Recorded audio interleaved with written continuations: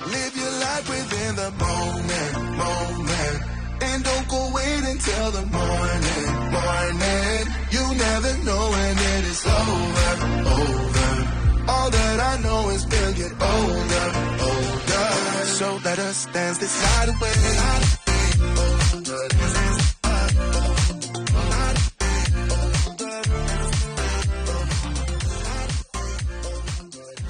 Before we begin, please listen to the following important public service announcement from the late and Honorable Judy Heumann. Judy is the former United States Assistant Secretary of Special Education and Rehabilitative Services in the Clinton administration and the former U.S. State Department Special Advisor for International Disability Rights in the Obama administration. Recently, Judy starred in the Netflix documentary Crip Camp. Hello, my name is Judy Heumann. I'm here today to encourage you to please take your COVID vaccine. And if you have friends and family that haven't, please encourage them also. COVID is to be taken seriously. In addition to taking the vaccine, please use other protective methods. Wear a mask, use gloves, and sanitize frequently. If you need additional information and you live in Eastern Oregon, you can contact EOCIL. Thank you, and protect yourselves and the community. And welcome back, everyone, to Voices in Action, a podcast by Eastern Oregon Center for Independent Living, a global disability resource and advocacy center. And as always, I'm your host, Amador Perez. Over the course of seasons 2 and 3, we're going to be covering a variety of topics that relate to EOCIL's core priorities, whether that be disability actionable research, HIV prevention and harm reduction services, and many others. We will be talking and speaking with individuals with lived experiences, leaders of global and local advocacy organizations, and people responsible for developing and implementing policies that can affect our daily lives. And hopefully we'll learn from each other along the way. Today, I'm going to be speaking with Eddie Melendrez. So welcome everyone back to Voices in Action, a podcast by Eastern Oregon Center for Independent Living. I'm your host, Amador Perez, and today I'm with Eddie Melendrez, a member of the Ontario City Council, and as well as a member of the Oregon Food Bank, right? Is that right? Food Bank. Hi, Eddie. How's it going? Good. How are you, Amador? Doing great. So I kind of want to start off with just having you introduce yourself. Who are you? What do you do? And what are you about?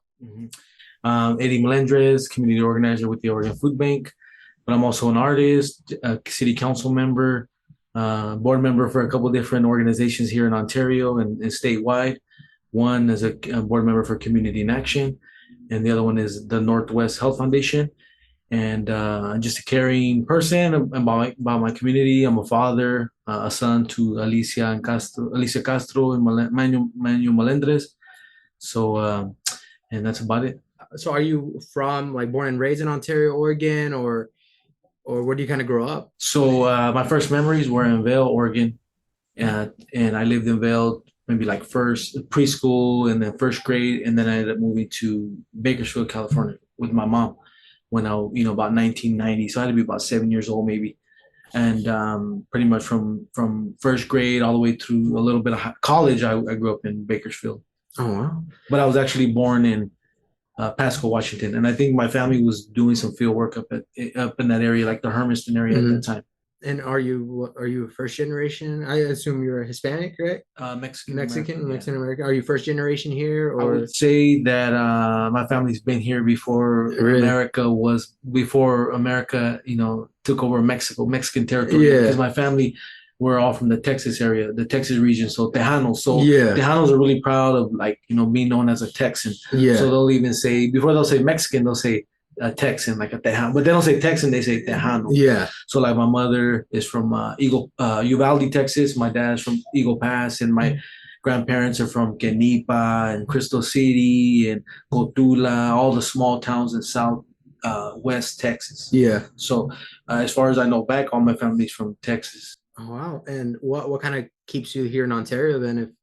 If you mentioned, you're proud of being a Tejano, you're proud of your family lineage, heritage, and where they came from. Ontario is pretty small compared to a lot of the places in Texas. Why here in Ontario? I think it's because that's all I know. When I left to Bakersfield, I had the best memories growing up in Vail, the small town, and we would come to Ontario. And way back when, Ontario had its own mall. Ontario was pretty thriving, when I was a little kid. and I just have great memories here. So when I had the chance to move back in 2006, and then it was great to reconnect with my dad.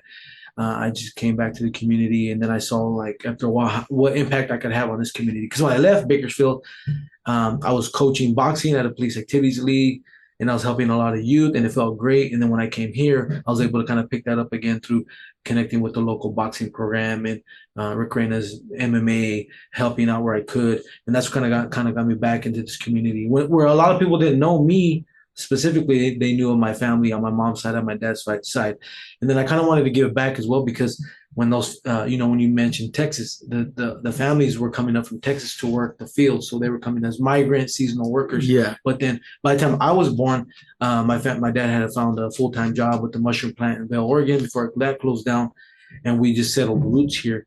So I think they were coming out of necessity, and then later on when I got a little older, I was finding out that the families kind of did a migration route. So they would start in, they would come up to Oregon, Idaho, go up into Washington, go to Minnesota, and do like a big circle all the way back down to Texas. Well, like I said, along the way, families start settling in different locations. So I have like an uncle that settled in Minnesota, and then they would tell me about my grandpa that would travel to Ohio, Florida. And, so I think just different family members decided probably made roots somewhere because something called to them. And, so like, I don't know why, like my uncle stayed in Minnesota, but they stayed there. My dad stayed in this area. So pretty much the reason, and then when that's the reason I kind of always felt like I had roots here in this area.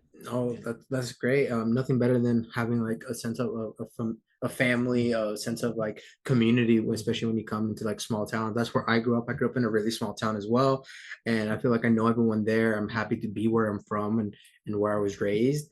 The reason that I get called to be here in Ontario and work, well, one is I live in Boise, Idaho, which is an hour away, but the sense of community I have here for the people that look like me who aren't getting the services that they need or that they deserve really called to me as I stayed with this job for a longer period of time. Like obviously I could probably find a job similar to this in Idaho, in Boise, but considering it's a capital, there's a lot more services available. There's a lot more people that can help others, while here in Ontario is a little bit smaller and the actual need for those services is a lot more demanding. So that's why I figured I would stay here in Ontario. Going back to a little bit that you touched on, you said that Ontario was like a booming city and stuff like that. Because I even questioned it myself when I worked here. Is I saw the big old shopping mall. It's a massive building. It looks exactly like a mall, like any other strip mall that I've seen, and it's pretty much closed down. Like there's no buildings in there. There's no shops. I see maybe one big furniture store and then a lumber supply yard of some sort there. What kind of happened to Ontario, or what changes have you seen throughout the years, positive or negative? That was a hard one to answer because I was gone for so long. When I would come back, I would just see slowly one thing was closing after another. But then, as I got older, I realized that pretty much probably because of capitalism, whoever I was thinking that the mall used to be more locally owned, smaller stores. And then as competition came in and the bigger box stores, bigger companies probably started investors buying up certain stores and then raising the cost of, goods. I'm thinking that those store owners probably couldn't keep up with whoever their bosses were, So I'm thinking slowly they were moving out. One thing that I heard was that whoever took ownership of the mall was raising the rents on folks, so they couldn't keep up with the rents. But all that, it was just things that I've heard. What I experienced was when every time I would come back to visit, I would come back maybe once in the summertime or every other year. I would see that the mall was getting emptier and emptier. And then just nationwide, for example, in the Nampa Kartra area, the whole the mall area closed down. So I think the bigger box stores are having to compete with their investors, paying rent to whoever owns their buildings, and then also a lot of online shopping. So I think more folks are using utilizing Amazon or other online shopping ways to where they don't have to go to the store. So I think a lot of the in-person stores kind of start losing their customers to those shoppers. Okay, the only reason I'm asking is because like you said, you only know what you hear, and from things that I've heard of, being an outsider, never actually living around Ontario or visiting it hardly ever before I actually started working here. A lot of the notions that I was getting was, well, the homeless population is increasing. It's getting a lot more dirty around the city, and people are moving out, not staying. But then on the contrary, I see a lot of buildings coming up. I see new developments forming. So it's kind of it's kind of hard. And, since you're part of this city council, I thought you might have like some notion as to, what's being spread about, like kind of like the decline. Cause I have heard that Ontario is declining in the sense that it wasn't as grand as it was before. It wasn't as booming as it was before.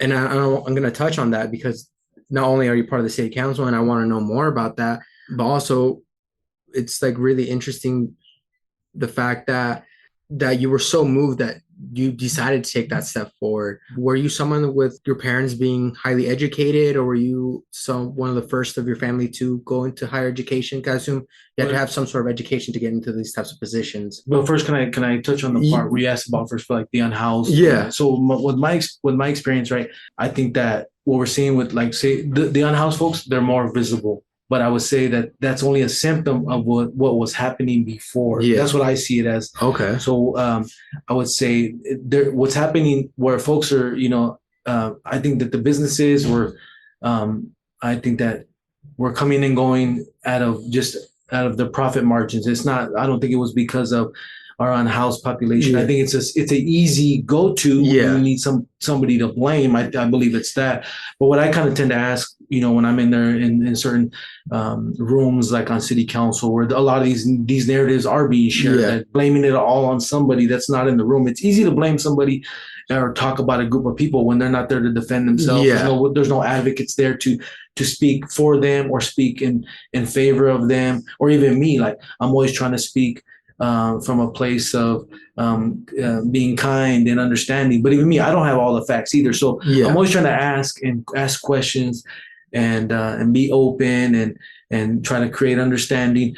But I think a lot of those narratives are being shared. But when I'm in those spaces, when I hear comments like, say, a comment that's because of the unhoused folks, it's because of the drug use. I say, and it's not something to be proud of.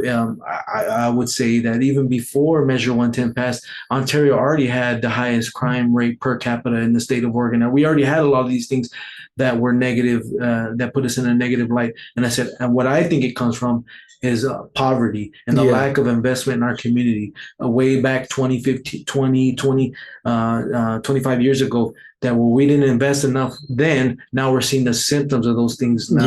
And it's more visible with Measure, I would say, because folks, there's more services available and folks are feeling more comfortable coming out. And then what I want to go back to as well is that when you shared about coming to Ontario, because you saw there was a need here. Like, you could go back to Boise, but you saw there's more services and more support for folks. There's more organizations doing that, and I'm grateful for you saying that, because that's what we need in Ontario. Because in Oregon is a more, I would say, is a more liberal state. We're trying to address some of these issues head on, but Eastern Oregon kind of gets forgotten about. We kind of tend to get these services last. So to me, the more organizations offering services, I'm always grateful for. EOCIL, Community in Action, Lifeways, whoever other organizations that are offering substance abuse services, mental health services, housing services. So I'm grateful for that too. But it's going back to what you're saying about, like, I don't like to, I kind of push back when I hear narratives or comments about it's the unhoused folks, it's the drug use. And I'm thinking, what I tend to say is, like, the drug use was already here and the crime was already here. So you cannot blame it on another group because it's the easy way out. And I feel like a lot of those stores that are leaving, I think that it comes down to profit. I'm thinking that a store might leave for a certain reason. But going back to even the mall was empty way before we had some of these issues that we're seeing today. So that for me, you cannot blame the unhoused community or the folks using drugs or using substances. Like, you cannot blame those folks for some of the issues that we're seeing in Ontario today. And I thank you for saying that, just because I work with a lot of these folks every day, the unhoused population, people who use substances, and I hear the stories that there are people who take pictures of them as they're sleeping on the gazebo, as they're sleeping at the parks. They'll video them, record them. I hear that they say that a lot of the other community members who aren't in those situations are making fun of them, are saying that you're the problem and you're this. And, my goal as a harm reduction specialist, one, is to break the stigma that it isn't their fault. You can't use them as a scapegoat for some of the problems that we're seeing here, especially with, like, the housing availability for these unhoused individuals, people who don't have any identifications of any sort, people who have to go through 5 to 10 times the amount of barriers that someone who doesn't face these problems, has to deal with. So I really do thank you for like saying that and being that voice in those meetings, saying, hey, you can't use them as a scapegoat, because it really does mean a lot to the individuals when they know that you're on their side, that you're not just using them as a quick alibi to, cover up whatever it is that you're actually trying to do. So I really do thank you for that. And then kind of going forward here, and I have in my notes, I kind of wanted to ask you then, how did you want to get involved in, government as small as like, the local government here, being part of the state or the city council? How did that ever come about? I never really wanted to get involved, but when I used to work with the juvenile youth, I was a community service coordinator for the juvenile department, the Meyer County Juvenile Department. I would take the kids out and we would do community service projects, from something as simple as picking up trash on the side of the road to helping at the cultural center, clean up after events. But when I would take them on the van, a lot of the kids would tell me the things they didn't like, and the majority of the kids were from Ontario. I would have kids in Nissa, Adrian, Vale, but the majority were from Ontario, and they would tell me, they would vent to me how there was not enough activities for youth to get involved with after school activities or healthy activities, and I would listen to them. But in the end, I would tell them, like, what are you going to do about it? What are you going to do about it? And then they would, when I would ask them that, they would always think, like, kind of be surprised that I would ask them, like, that almost like they had the power to do something about it. And I would say, well, what are you going to do about it? And I would tell them, first you need to get out of trouble, get off probation. I go, then you need to finish school. You can go to college or get a job. But I go, you could be a productive member of society. I go, and then you could be that police officer. You could be that teacher. You could be that mayor. You could be whoever. I go, because what is going to do it? We're just asking. I go, we're asking somebody else to fix our community. I go, but you could be that person. Yeah. So I don't. For years I was telling the kids that. For years I was always telling them, like, well, what are you going to do about it? What are you going to do about it? And when I finally moved to Ontario, because I lived in Vail all the way till 2019, I lived in when I moved to Ontario, there was an opening on the city council, and then within like a week, 6 different people randomly messaged me or emailed me that I should run for city council. And the first 2 or 3, I was like, what the hell? I'm not gonna run for council. Like, I've never done anything like that. I've never served in a public leadership position.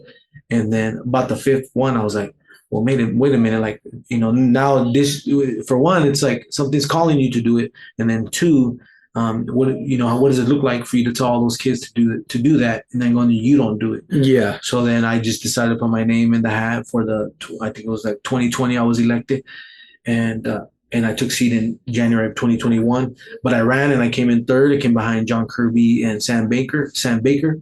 And then and that's how I got on. But I only got on really because of the youth, because I kept thinking back, like, I wanted to be a role model for them, an example for them, that somebody that looks like them, that comes from the same backgrounds as them, can be that leader too. So pretty much because of the kids that I ran. Did you not see anyone that looked like you on the city council when you decided to run? When I decided to run, there was 2 councilors that were on there, Palomo and Freddie Rodriguez. And Palomo's term was ending, and he wasn't going to seek re-election. And then Freddie Rodriguez was on there, and I reached out to Freddie for I didn't know who Freddie was. I didn't know who any of the council members were, because I never followed local politics. And he kind of gave me some advice on what to do and what issues were and how the city council ran. But pretty much I didn't run because of them. I didn't know Freddie or I didn't know Palomo. Yeah. I just thought I'd run because now was the time. But I also thought about that too. I wanted to see more people that look like Mexican American or Latino or Hispanic to be in those positions as well. And what were kind of your goals going into it then? What did you want to tackle going into there? Obviously you said you placed 3rd, but like getting to the position that you are now, what were some of the things you wanted to do? Or the main goal was to have that representation and to be that role model for the youth. But then the second was to be a person that connected folks that never really engaged with local politics to get engaged and to understand. And that was my goal, was to be like that middle person, like things that were at the grass tops, to be able to connect those with folks at the grassroots level. So understanding and how to connect them with how to show up and the language, which I'm still learning. And that's been a barrier for even for myself. The things that I'm trying to help folks with, they've been barriers for myself. But just to connect folks to what's going on in the communities, to feel heard, to feel listened to, and to show up. That was my main goal. Okay, and what are some of the things that the community is saying, like either back then or right now, that that you want to see change, or that the people are asking for change? I would say some of the things that you mentioned earlier about the unhoused folks. I get a lot of comments around crime and drug use.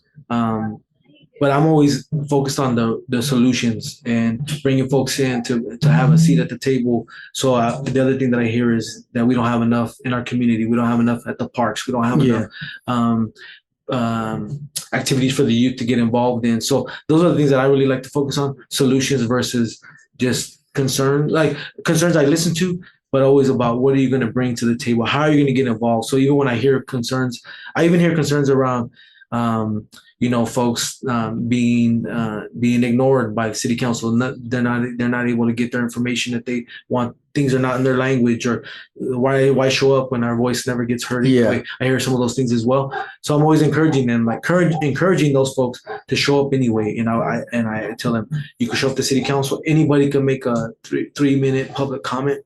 And then on top of that, I could ask you questions. I said, but until you show up, then who am I to say what it's gonna be hearsay. I go, but when you show up and you voice your concerns, then I could ask some of those questions to follow up. Is there any requirements for someone to do that, to present their ideas, or to have that 3 minutes of time for the public hearing?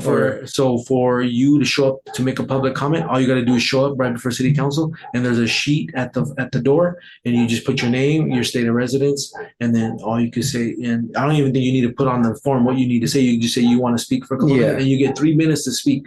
And then what doesn't take away for your 3 minutes is me asking you questions. So like if I were to ask questions, you could finish your 3 minutes, and then I could ask questions, and that's not going to take away any questions that any answers you give me. They're not going to be part of your 3 minutes. So you could actually get more than 3 minutes on there.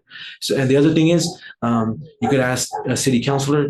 You could email, and all your city councilors, your representatives, even your state, your county representatives, all their information to contact them is online. So for example, if it's a city leader, you're going to reach out to your city website, or your city person at the city level. If it's a county representative, you reach out to your county website, and you can all these things. If you have the drive, you have the will, you can look up all these things online. If you're a state representative, you can look up all this information online. And they're really most of these folks are easier to access than you would think. Like even me, I email my state representatives all the time as well for certain things that I want in our community. And I felt like it was like I wanted to give back to like my grandma, and like the people that came before me who didn't have the same access to information that I do, that maybe felt like not included, or like I wanted to kind of do it for them too. As I got more into it, I was like, that's the reason I'm doing it. Yeah, and I bet there was a learning curve too with it, right? You didn't go in there and know exactly what to do. How long did it take to adjust to being part of a city and council and figuring out how that works, what you can do, and how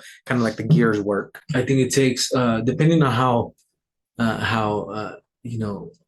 involved you are, or how like smart you are, it could take a year till I'm still learning. So even now, I'm still learning how to do things and how to work the agenda to the basics of city council. How like when you come in and how you ask for you want to make a comment. There's certain there's rules, the Robert's Rules of Orders. Those are kind of easier to learn, but the way to get something moved and brought to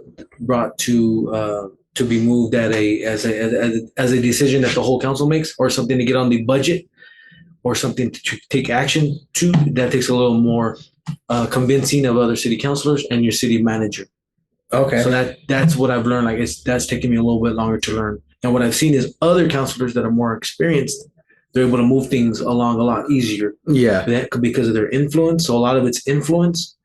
And then, some of it's because I'm younger, you're automatically going to get some of those like, okay, oh, thank you. They're going to just tell you what you want to hear, but nothing really gets moved. Yeah. So I've learned that along the way. So that I think it's something that it takes years, like maybe into your second term where you really truly understand how to move something along. Okay. And create change for the things that you want to see. And then through that process, do you have like a particular like project that you were really working on and trying to get pushed through to be like, I don't know how it exactly works. I've never actually like looked into it in specific, but say you wanted just for example, to like clean up a public park or put in, how long does that normally take? Or is there something, a project like that that you've tried to implement here for the city that you're like proud of, or that got pushed back that you were kind of hoping would go through? So some of the if it's just something like a smaller project, those are pretty simple to get through. Yeah. I don't honestly don't even really need to go to the city council. If something like cleaning up the park, I just let a couple of folks know, help organize that. And there's usually a lot of good organizations already doing that work, like Serve Day.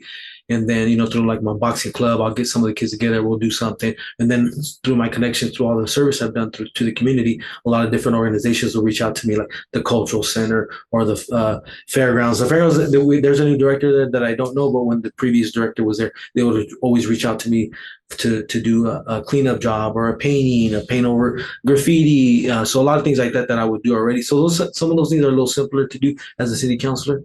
But I would say the bigger things that I tried to push for when I first got on was for the city to support the Ontario Recreation District with money from the marijuana taxes that we were bringing in to help get the aquatic center back open. But that was getting pushed back from the city residents and more than half of the council at the time. So Yeah. that didn't really go anywhere.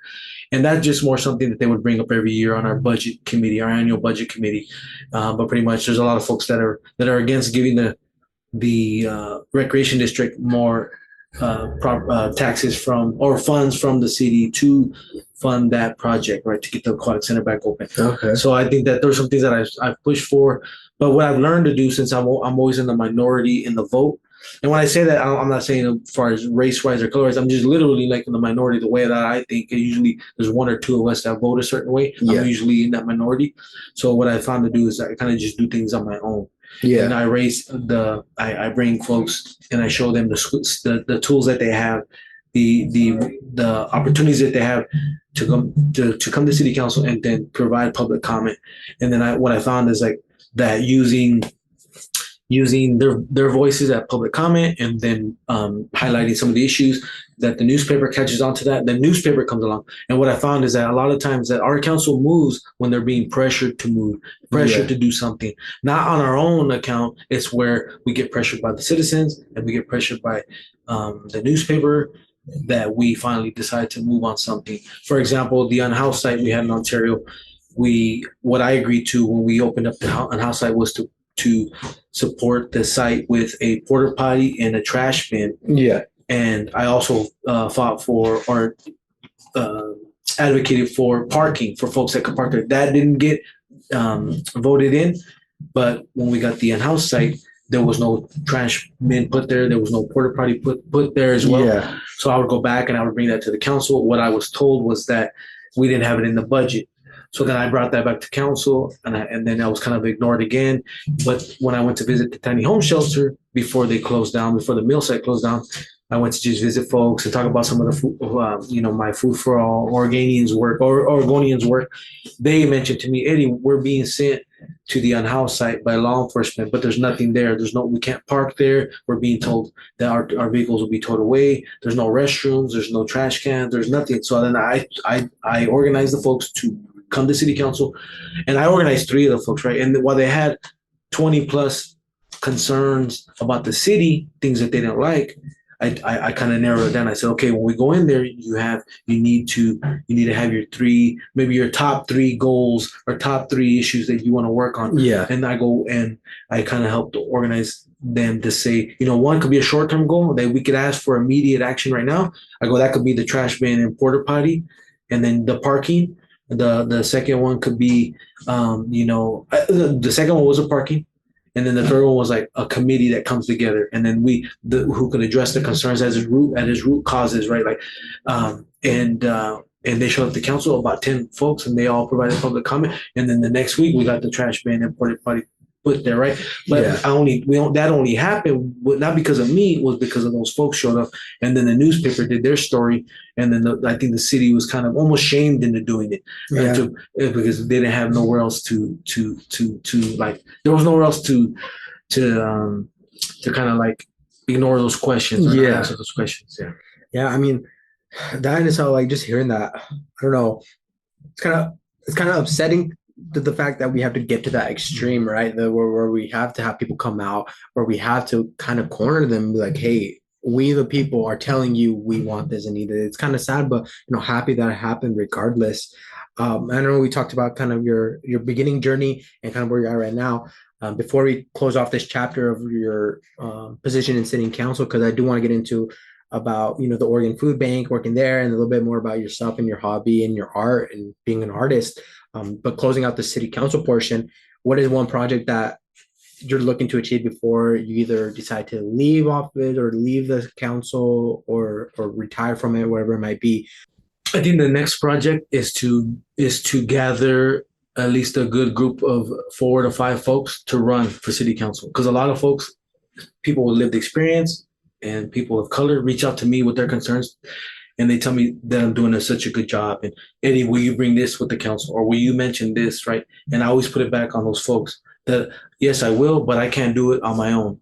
I can't do it alone. We need more folks like you and leaders of color to step up and run. So my goal for this next year, because my term is up this year and I plan to run again, but my goal is to get more folks, at least 3 or 4 other folks of color, to run. And what I was telling them, a lot of the folks that I'm telling, they tell me that they don't want to run because of with the way the council is right now, and it's the good old boy system, they call it. And then there's no reason to run. And what I tell them is that that's exactly what they want you to think. That's exactly why they want to keep you from running. They don't want people that are in power. They don't want you to run because they don't want that change. They're catering to their constituents who voted them into office, and no one wants to let go of that power. I go, but are you going to give up that easy? And I go, the thing is, it's not about winning. It's about making a statement. I go, imagine if 4 or 5 of us, people of color, run. I go, and it's not about winning and losing. It's about making a statement and inspiring the next generation to run as well. I go, and along with that, all the noise and the statement we'll make with why we decided to run, right? I go, and it's not about me winning or say if you win or if I win. It's about us saying why we're tired of the way things are, the way things have been going for so long. I go, we need to run, and we're tired of that, and we want change, and we want representation for our community members.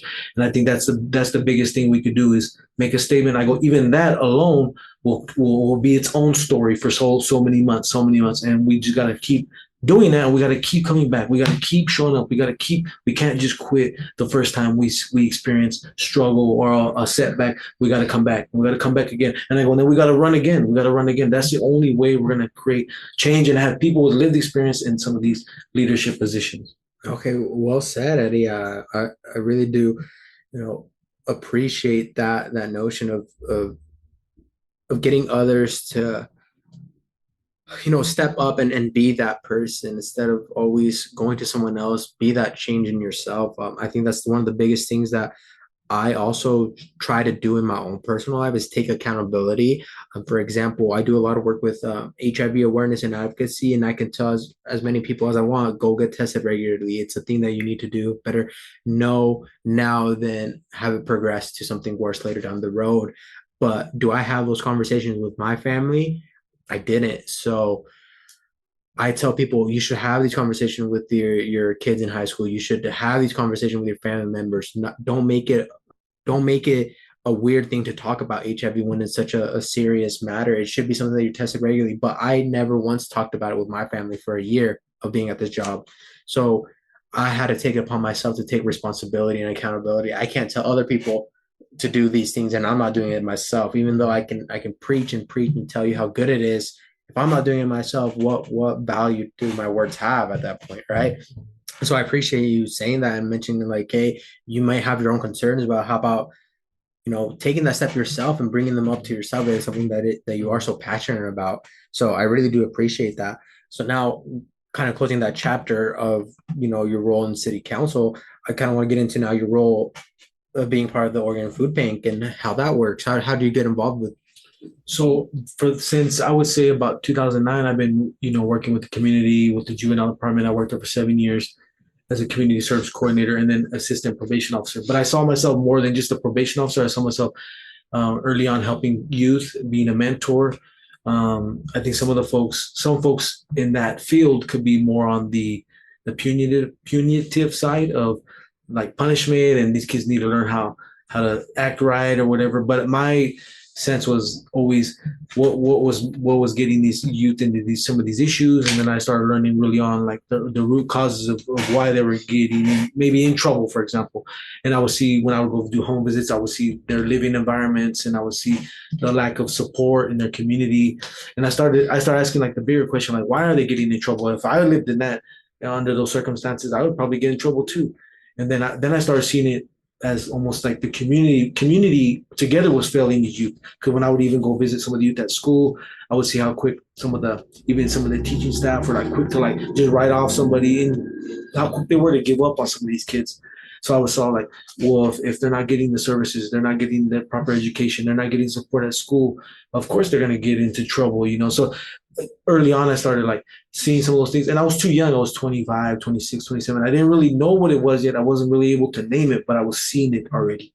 So then I went on to jump to work with Community in Action with their RHY program, the Runaway and Homeless Youth Specialist program, because at the time they were able to get a grant that was going to be able to help me start a boxing program.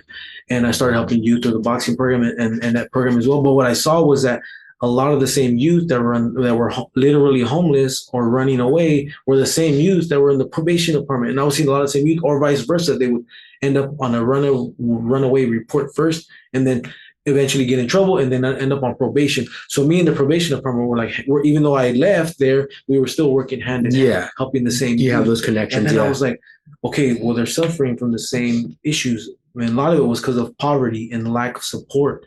So then I started then I was like, okay, then I was starting to learn more and starting to name it more, like what it was.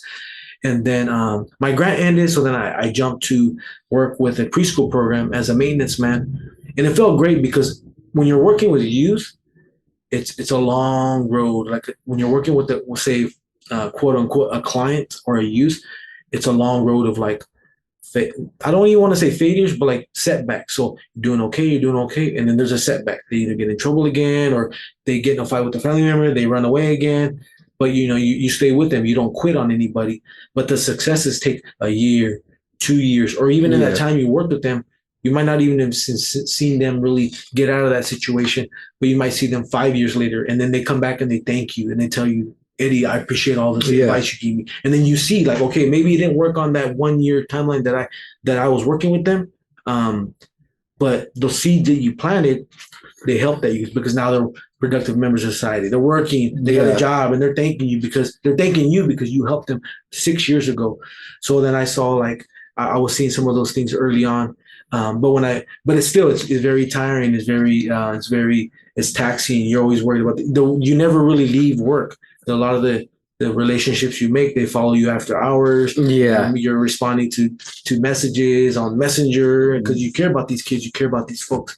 Every time they ask you, it's kind of hard to turn off that clock. I understand that. And just like you mentioned, we do take this with us. For example, I have an individual that I helped get into treatment. He just graduated a couple days ago. A whole process where he came in desperate. He's like, I need something now. Drove him all the way to Pendleton, got him to detox. He's been there since graduated not too long ago. But I had this other individual where, man, was it difficult to get him into somewhere. It was extremely difficult. And even after work, I can only think about them like, okay, tomorrow I got a couple places that I got to call. When I get home, I'll look up some more places. Maybe they'll respond to me. I'll check my email later tonight, see if there's anything I need to get rolling. Mm-hmm. Like it was something that always stuck with me, always, every day. Unfortunately, this one didn't end up in as good as the other one. But yeah, I feel that in the sense that it kind of sticks with you. Even after hours, you're still thinking about these people because you care deep down. But yeah, sorry to interrupt you, but yeah, continue. No, thank you for sharing. I think that's a lot of times when folks care about the folks you're working with, those things are it's kind of hard to separate those things, but it's just like, like I said, it was just really hard. And then I finally went to work for a preschool program, and I was a maintenance man, and it felt really good to take a break. And I was there for about 2 years into that job because the measurables with working with real life people, like I said, they could take a year, 2 years, 5 years, like to see something come from say something that's not so good in their lives. And when I went to that job, if I fixed the desk or I put a chair together or I fixed the door, people were just so happy. So it felt very rewarding. Like, oh, dang it. The turnarounds, the measurables are really quick. Like, Eddie, can you fix my door? And I would fix the door. And then all the teachers were happy. Like, oh, thank you, Eddie. And it felt really good. But I was in that job and it felt rewarding. I liked the job, but I was there for about 2 years.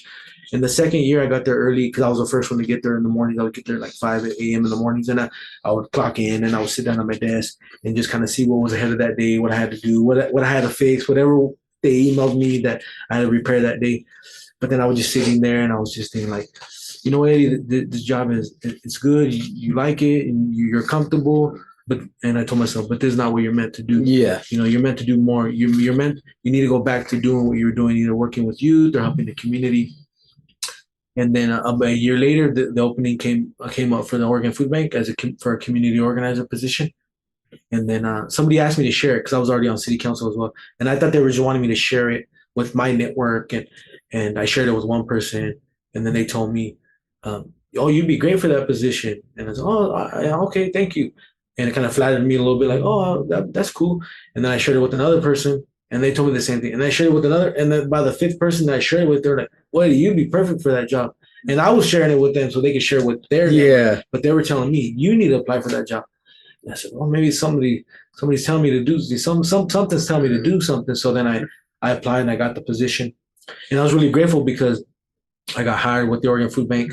And a lot of the work that I'm doing, it was the work I was doing already, but I was doing it after hours on my own time, voluntarily connecting folks. Because even like you said, it's hard to separate those things. Even when I left the juvenile department, even when I left community in action, those same youth, those same families kept reaching out to me. And even till today, to Eddie, can you help me? Can you help me with this? I need housing. I have a family member that's this or that. And I would tell them, okay, this is where you go. And I was able to tell them, like, even literally, I'm not going to be there. I said, but this is where you go. You put an application. So I was supporting a lot of folks with where to go for what kind of services they were looking for. And then, but I was doing that like on my own time, on my lunch time, for free.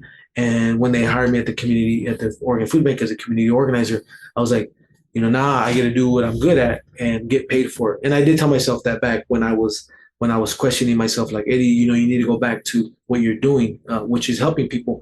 But then I also told myself, yeah, but you need to get paid for it too. Like, you need to get a job that you can make a living off it. So that position came open. I applied and I got it. So I've been a community organizer for the last 2 years, and I love it. You know, I just I get to do what I'm good at. So I really feel blessed. And then what is it that you do there as a community organizer for the food bank? So what I do is I help organize folks around workshops. Like we have a workshop 29th of this month. It's called Building a Movement. So get folks involved. And what we want to do is show them how a grassroots movement can create change in their communities. But we also want to hear about the concerns, what's going on in their communities, things that they want to address or want to solve. But it's basically like what I said earlier about how to go to city council. If you have a concern, this is how you address it, or this is how you can get involved. Or I want to kind of like tie those in a way that they can see it and they can feel it. But I also take folks to lobby. Like for example, we were supporting Measure 110. We're pushing back against House Bill 4002. So I took two of my leaders, one from NISA, one from here in Ontario. We went to the Capitol and we went to meet with our representatives to speak against House Bill 4002 and why we supported Measure 110 and then some of our personal stories and some of that lived experience we got to share with some of our representatives at the state capitol. So we do lobby days. We also support folks with getting out to vote. We're also supported last year. We supported Food for All Oregonians, which would have expanded food stamps and SNAP to immigrants, refugees, and COFA citizens, which are Compact of Free Association in the United States. We wanted to expand that, you know, and so what I do is get these folks involved and let them see, kind of show them the power they have that maybe they don't understand. No, that's amazing. If you were to ask me what I think the Oregon Food Bank is, I would just think it's just a place that gives out food. I wouldn't have guessed that you do all that you just mentioned, which is wonderful to hear, and I'm glad that we're able to share this with other people because. Yeah, I didn't know you guys did all that. I just assumed from the name and from what I know about food banks is that you just give out food to people who need it. Is there any requirements that people need in case they do need to get like food and stuff like that, or attend any of these other program services? Do they just reach out to you, or is there like an office building that they can go to help participate in some of these grassroots projects? So for the grassroots projects, they want to get involved with changing systems within their communities. They can get a hold of me, and that's Eddie Melendrez, and I can share my information as well. But but our main goal right now with the Oregon Food Bank is food. So like our number one thing is to get out food to folks that need it. So we have our distribution site here in Ontario. At the distribution site here in Ontario, there's no place to actually get food. What they do is they distribute food to all the pantry sites and the school sites. Okay. So there's also Food Finder online, and then I could also share.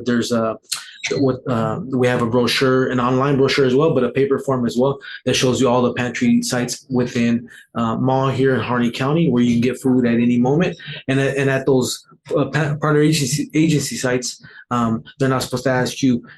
They do get a basic information as far as like where you're living for their tracking purposes, but it shouldn't be a barrier for you to getting food. So say you're living with a family member or you just moved here, you could tell them I literally just got here, I don't have a place to stay, and any form of documentation shouldn't be asked as far as residency or if you're here undocumented or any questions about being here, your legal status, those shouldn't be asked either. You should be able to still get food. And if some of those issues are brought up and folks don't feel welcomed or don't feel safe, they could always reach out to me as well. And then I could bring those concerns to the team. I could even go with them. I've even gone with folks that haven't felt safe going to a pantry site, various ones here in Maher and Harney County, and help them fill out the application and reminded other folks, because sometimes this could happen. The partner agencies, they're their own nonprofit, either through churches or sometimes schools. But sometimes, we don't oversee or guide them or give them so much. They're kind of like their own organization, so they kind of sometimes have their own policies. But if they don't align with the Oregon food banks, that's where they can, our ideas and their ideas can clash, because we're the ones actually giving food to the folks. We're providing them with the food that they distribute out to their folks that show up to their organization. I mean, just hearing you talk about like a lot of the work that you do, and I kind of see a running pattern, and this is what makes you such a good guy, Eddie. Like, you work for the juvenile youth department, you were a youth mentor, you work for the city and to bring up awareness for all these problems. Like why? A lot of people ask, like, why do all this stuff for these people? They can do it themselves. I get asked that, as like, why do you want to help out these people? What's your why? What's the reason that makes you want to help these people? What makes you such a good guy? I think it's thank you for asking. I think that it gives me purpose. I think that in a way it's selfishness. I think every time I help somebody, it helps me feel good. So when I go, I do these things, for them, but I do it for me. I think that it's just something that the more busier I get, the more older I get, I realize that life is much more about than working all the time or buying a nice car. It's about what impact you leave behind. So I think that's one of the main reasons I do it, and I also do it for my daughter out. I feel like it's all about creating a legacy and inspiring the next generation, and I really want to inspire the younger generation, the kids that look up to me. And then, a lot of the youth I work with, we have the same backgrounds, and I want them to see like they can come from the same backgrounds. They could look just like me, and they could be involved and show the world that we're way much more than what folks might think of us. Well, that's amazing, Eddie. And I want to kind of go over, and you said, you want to leave an impression. I know that you're an artist and you leave your impression through various different mediums. I've seen some of your artwork that you've done, some of the schools, the murals that you've done, the paintings that you've left at different locations. How did that start? First I want to say you got amazing art as well. I love your mural, and that mural inspired me to reach out to you in this organization to see whenever you do a next mural to please think of me so I can get involved, and I'd just love to help out. But I would say early on, just drawing at a young age, just I think like a lot of us when we're younger, we just start doodling or drawing. But one day my dad came home from work, and I was living here in Vail, and he worked at the mushroom plant. And he showed up in his lunch pail. He had a little doodle drawing of like a fighter jet shooting the missile at a tank. But I always, I've always idolized my dad. So once I saw that, I was like, I want to start drawing. So I started drawing. And then I had an uncle in this Oregon that was a really good artist, and he would always encourage me. I would always go to the house, and he would always show me different drawing tips and how to do this, how to shade, and he really, and I felt like believed in. I'm thinking that back then, if say he would have told me, "Oh, that drawing's crappy," maybe I would have never been an artist. I would have been like, "Okay," like I would have believed in myself. And then, like I said earlier, when I moved to California to Bakersfield, I was about first grade, real young, and it was a real easy icebreaker to make friends. The schools were a lot tougher, a lot different. The environment was a lot different. Oh yeah, way bigger. Poverty and crime, but it was a quick way to make a friend. I would draw something, and then it helped me build a lot of confidence because in the class, like our class projects, when they had an art contest or something, I think I won every art contest, so it gave me like a sense of purpose, and so the more I drew, the more I got better, and I just kept drawing. But I kind of stepped away from it in around 2002 when I started boxing, and I got really into boxing and really dedicated my life to training. I wanted to be a world champion, so I dedicated my life to running in the mornings, go to school, train after school with my coach Sam Gonzalez, and then I would go home and rest, eat, and then I would go run again at nighttime. I literally like trained all the time, and then I started competing, and then I moved back in 2006 after a boxing accident, and like I started working with youth again, and I did little drawing art projects here and there, but I wasn't really doing a whole lot of it. But there was a nonprofit that was opening up that I was kind of getting involved with and helping when they first opened up in called Devalcree here in Ontario, Oregon. And they're an organization that helps immigration services, health services, housing services. I think childcare, and there's another one that they offer 5 different services here in Ontario. But they found out I did some drawing, so they asked me to do like a mural for their open house, and I did this big 3-piece mural, and I remember it being a big hit at the mural. Like out of the whole event, there was a lot of great music, mariachi dancing. Yeah. But a lot of people kept coming through, mayors from Vail and different folks that worked in the community. Matt Stringer, who was the director of the cultural center at the time, they were like, "Oh, Eddie, wow, powerful art!" And they kept telling me, "Who did this art?" And Matt offered. He said, "We need to have you do an art exhibit at the cultural center." And this was 2015. So then we planned it for the next year, 2016. So then that's what kind of got me back to the art. And then I never really painted a lot other than like in your high school class when they have you the watercolors. I wasn't really into painting. It was more drawing. But that when I did that mural, it kind of got me into painting. I started practicing with acrylics. This is probably the easiest thing you can get is acrylic on canvas at Walmart. So I started practicing on that. And then my first paintings, I didn't really know how to mix the colors that good. But I got practice. I kept getting better, and I had my art exhibit in 2016, and it was focused on the youth that I worked with at Community in Action and the Juvenile Department, and it was called my community, mi gente through mi comunidad, mi gente, my community through my eyes, through me, and I made it as the title like half Spanish, half English, but I wanted to really highlight all the youth I worked with because a lot of the community saw one thing, they saw youth that were quote unquote bad, or they weren't good, or they weren't going to do nothing good with their life. But I saw something else when I was with these kids and I would have conversations. And I really, through the paintings, I wanted to highlight that. I wanted to show what I saw. So to my community through my eyes. And I painted all the youth. And then from there, just one opportunity led to the next. Some folks started telling me, you should apply for art grants. And I never even knew what a grant was for art. Yeah. I've heard about grants, but I applied for, somebody shared a grant for me through the Fields Artist Fellowship, and I applied for the grant, and I didn't get it, but through there I started applying for other grants through the Regional Arts and Culture Council, and the Regional Arts and Culture Council was the first grant or nonprofit organization to award me with through some of my art, and there was a painting that I created of. At the time, it was inspired by all the undocumented children that were coming up through the border. Yeah. And they were being placed like in foster homes, and a lot of people didn't know where they were going. A lot of the children were dying at the border or dying at the desert coming across of dehydration or whatever causes that were happening.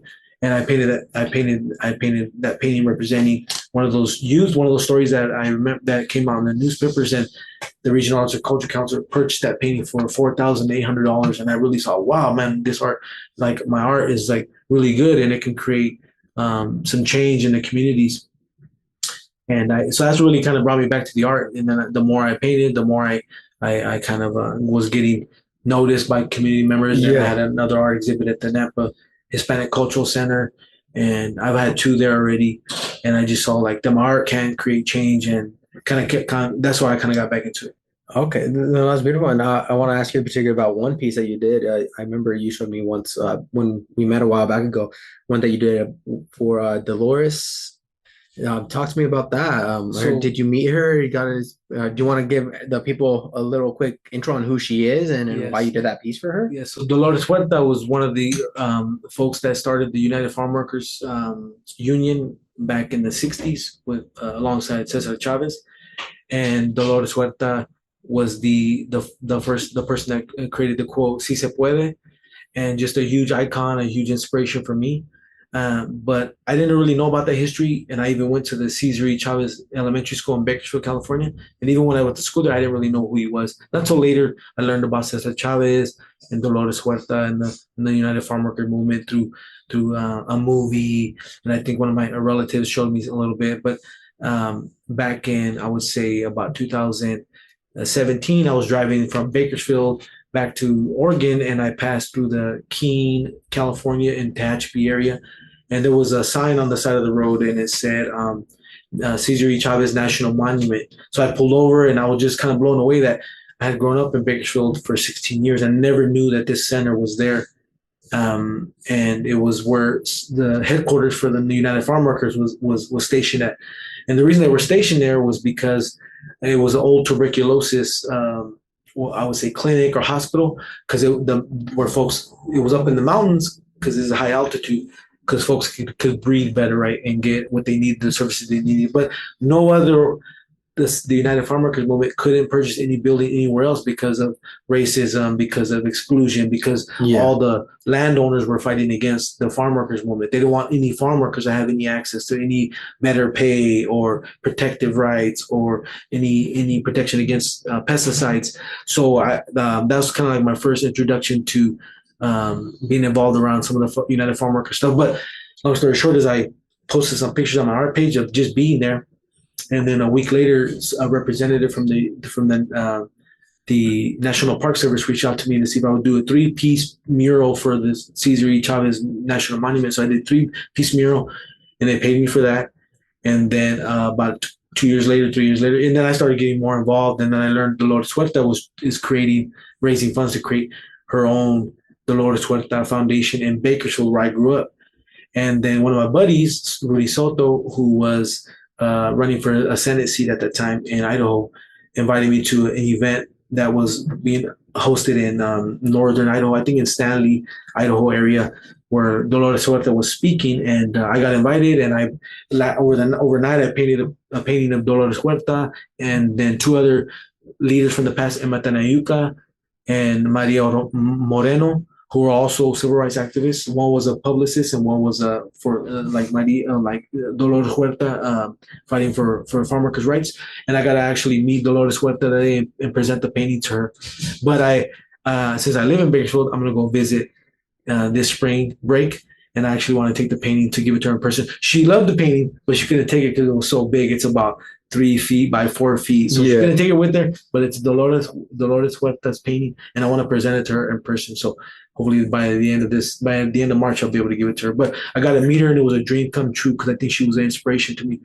And I was kind of mad that I didn't learn about these icons way before. I think it would have given me a lot more inspiration. I would have been a lot more focused on what I wanted to do for my community. But I think purposefully we don't learn about these people because it's not part of the mainstream society, mainstream history. And I think purposefully it's kept from us to keep us from like knowing our history, from knowing the struggles that we've been through, our people, the Mexican American. Yeah.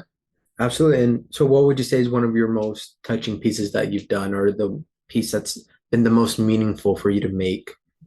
I would say there's a lot. It's hard one to pick, but I would say mostly of the field workers driving back between Ontario and Vail and even Nissa. I would stop and take photos of the actual field workers we have today. And there was one, and his name is Margarito. He's a gentleman that I would see literally out in the fields doing, moving the hoses, clearing the irrigation ditches, but working on one on a crutch, and literally his leg is at above the knee. He has no, I don't know if it was amputated, but he has just an amputated leg. And what he does, he walks with the leg, but he has a homemade crutch that he made on his own, and where he pretty much he walks faster than I do, and he has his where his leg will sit inside the crutch, but he walks so fast. And I would drive by and see him, and I would always say I want to stop and talk to him, because it was during the height of the pandemic. Yeah. And we were having a hard time even finding anybody to work, like the essential workers. Why I was blessed to have time off and be at home and getting wages even though I wasn't working. There was folks like this, the undocumented folks, the essential workers that were still out there every day working and putting themselves at risk. So one day I stopped and I talked to him, and I got to ask him, like, hello, Margarito, how, we got to talk, and he got to tell me a little bit of his backstory.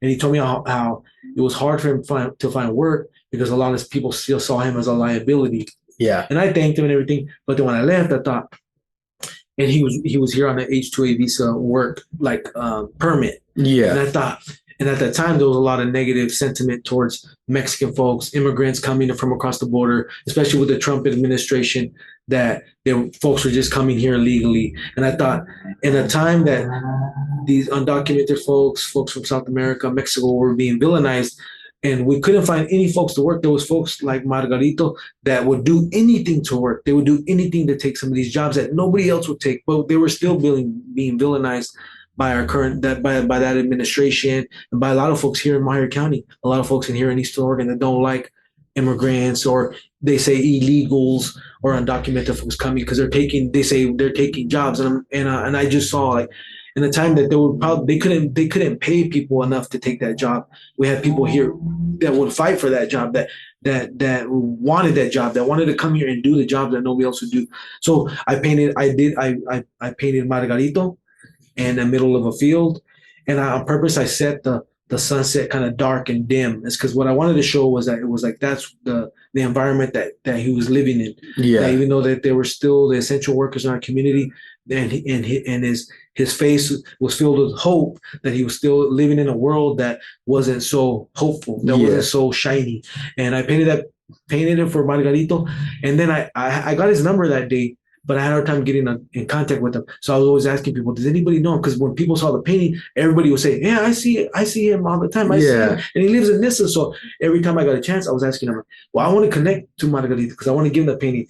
So I finally had a friend that knew the church that he went to, and it was Blanca Rodriguez. She's a school board member here in Ontario. She actually goes to church, the same church that Margarito goes to. So I was able to present the painting to Margarito in person. And that's my biggest honor. And those are some of my biggest paintings, like just somebody that never even asked for it, and I want to just show them that they are special, that they are holy and holy people in our community. And I was able to present Margarito with that painting. That's one of my greatest paintings. Is there anything that you're currently working on now, or that you plan on working on in the future? Any other motivational stuff that has you kind of intrigued and wanted to do a piece of art? So the next thing I'm working on is I was awarded the Fields Artist Fellowship for 2024 through 2026. And it's a really big grant. I think it's one of the largest restricted grants in the country at this time. And I was awarded $150,000 to paint for 2 years to address social change in our communities. So I really want to focus on the poverty in Meyer County, and maybe some of the unhoused folks. And what I want to do is create paintings of what I've seen. So over the last 5 years, I've been taking photos of things I've seen in the community. And I just really want to highlight some of those things that we have in our community so folks can no longer ignore them. Yeah. And what I think art does is it creates a gracious space. So where me and somebody else might disagree, if I can get together with that person in the same room and experience the art together, we could have a discussion, and it could open up their heart. Yeah. And I hope to open up other people's hearts with my art. But I really want to address the things like the opportunity gap with children, and I want to address things like farm workers' rights, the unhoused population we have. I just want to address a lot of things with art, and so I'll be working on that for the next 2 years. No, that's great. Well, thank you so much. I just have a couple quick fire questions here before we end this episode. Is there anything else that you'd like to mention before I ask you these kind of quick fire questions and close out? Or do you want me to get into these questions I real think quick? maybe one thing I like to say is that, you know, whatever we do in life is just don't give up, keep showing up. There's going to be some folks that don't want, say, folks with lived experience to show up because we're going to be an inconvenience because we're going to highlight the needs, what we're lacking, what we're not doing right. And whenever you add more work to people's tables, nobody wants to add more work, but it's going to take a lot of work on us, and it's going to take a lot of work for our community to get better, for things we want to see, and then always look for how you could get involved and how you could be part of the solution versus just addressing a complaint or just being vocal. It's like how you're going to put the work in, and we all got to put work in. And the last thing I would say was, even with the art grant that I got, this was the third time I applied. It was a very hard process, application process, a lot of applicants, but I applied, and I didn't get it the first time. I waited 2 years and applied again, and I didn't get it the second time, and then I applied again the third time. And what I wanted to show them was that I was going to keep coming back. And when I finally was awarded the Field Artist Fellowship, that was the one thing that they thanked me. They said that they really were grateful that I kept applying, and that they wish that more folks would do that. And where I end up thinking was that that we could all take losses and we could all have setbacks, but that we could all bounce back. We could all make it, and we could all make change in our communities. So I just got some final questions here. Nothing too crazy, nothing too deep. Uh, what is one aspect in the city council that you look forward in to change or to improve? To get more folks of color on the council, on the committee, on the councils, on the committees. The council actually has 7 subcommittees, and I would even love for even those subcommittees to be more representative of the community. So Ontario is about almost 50% Latino, Hispanic, or Mexican, but we have very few representation on any of the council, the county government, the state government. So that's my goal. That's my dream, is to inspire the next generation and folks to get more involved. Perfect. Second question is, how do people in Ontario or Malheur County or wherever that the city council serves, how is the best way that they can have their voices heard and shared? They can show up to city council. Everyone is provided 3 minutes of public comment, and it's super easy. Just show up. All you're going to do is just your name, your place of residence, and you could have 3 minutes to yourself. So if I were you, if you have a concern, or you maybe even you have praise for the council, to prepare your comment. So when you show up, kind of practice a 3 minutes worth of presentation. And then you could also reach out to all your city, your county, your state representatives. All their information is online, and their email information, their numbers. You can reach even their staffers. But if there's change you want to see in your community, you got to show up, because nobody's going to change it for you. Nobody's going to care about your issue as much as you do. So you got to show up for what you want to see in your community. Okay, perfect. And then third question here that I have for you is, how do you get someone who is interested in drawing, being an artist of some sort? How do you get them to begin, or what advice do you share with them so that they can begin their journey? Well, usually I think that an artist is something that's in you. So I think most people are already drawing or already doing something before they even know it. If it's either with a pen or playing, with the musical instrument or singing or something. It just never let it go.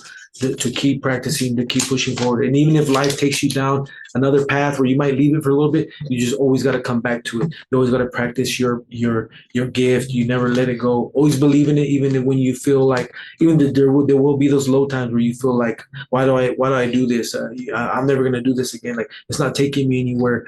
But just never give up. And even when you feel like that, it's okay to feel like that, because that's part of the whole process, part of the journey.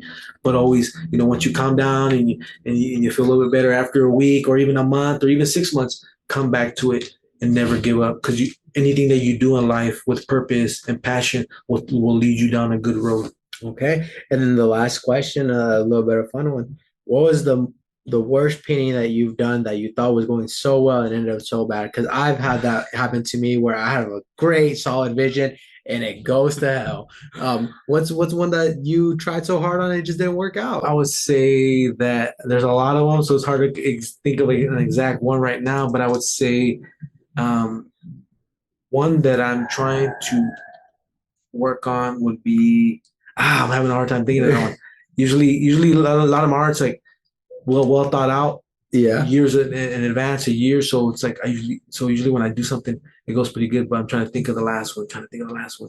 I would say in my backyard one time when I lived in Vail, I wanted to create this mural for my daughter Selena of roses and plants, like a flora of plants and flowers in it. And then when I started doing it, it didn't look nothing like I wanted to. So I just told Selena, like, you could draw on it, and it was like a big doodle pattern. There you go. It was actually screwed up against the back of my fence. So Selena got to like color it and kind of like do whatever she wanted to, because it didn't come out like I wanted to. Yeah. No, I totally feel that. I've had my own fair share of projects that just did not go the way I thought. And I thought it's just fun to hear about one of your mishaps, just because everyone's going to go through this phase. Nothing's going to come out perfect. But other than that, I want to thank you, Eddie, so much for taking the time to come to my office, kind of see what it is that we do here, meet some of the folk that come in and use our services. I want to thank you for, sharing the information you did, being personal, sharing a little bit about your history, about what you do, your aspirations in terms of being on the city council, in terms of working for the Oregon Food Bank, and then you as an artist, as an individual, with all the different projects that you participated in. So, Eddie, I thank you, and everyone listening, I hope you enjoyed this episode. And this has been Voices in Action, a podcast by Eastern Oregon Center for Independent Living.